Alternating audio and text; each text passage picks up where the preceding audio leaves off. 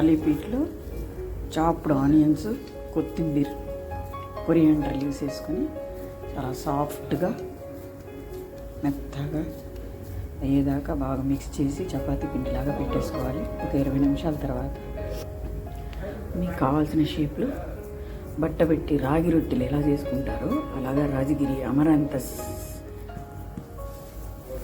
తోటకూర ఆకు యొక్క గింజలతో పొడి.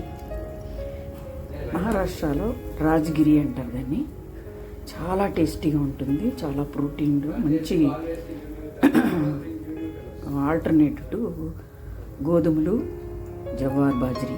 ఇది కూడా ఒక సిరియల్ లాగా చాలా బాగా ఉంటుంది, రుచిగా, ఆరోగ్యానికి మంచిది, గ్లట్టన్ ఫ్రీ అంటారు, డయాబెటీస్కి మంచిది అంటారు. అన్నట్టుకి మొత్తానికి గ్లట్టన్ ఫ్రీ అన్నప్పుడు చాలా మటుకు అన్ని వ్యాధులకి చాలా మంచిది.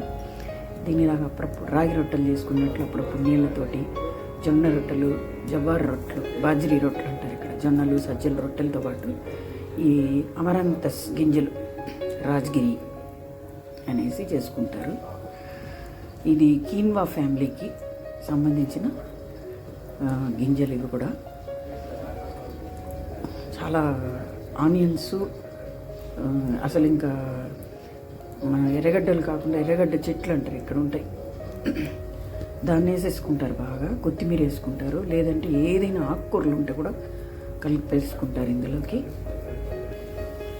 తర్వాత దాన్ని మెల్లగా పెను మీదకి మార్చుకుని కొద్ది కొద్దిగా నూనె పోసుకుని, రాగి రొట్టెల కన్నా ఎక్కువసేపు కాలుతుంది కాబట్టి కొద్దిగా నిదానంగా కాల్చుకుంటే ఇలా కాలిపోతుంది. ఒకటి కానీ 2 తిన్నా కూడా చాలా ఫిల్లింగ్గా ఉంటుంది. దీనికి మామూలుగా పెరుగు, ఆవకాయ పచ్చడి అలాగా ఏదైనా పెట్టుకుని తినేయచ్చు, రుచిగా ఉంటుంది. మీరు ఒకసారి ట్రై చేయండి. పొడి నుంచి కలుపుకోవడం, తట్టుకోవడం, పెను మీదకి వేసుకోవడం, బాగా కాల్చుకోవడం, నచ్చిన చట్నీతోటి పెట్టేసుకొని తినేసేయడం. రాజగిరి పీట్ అంటారు. అమరంత సాకుతో, తోటకూర గింజలతో చేసుకునే ఇన్స్టెంట్ దోశలు.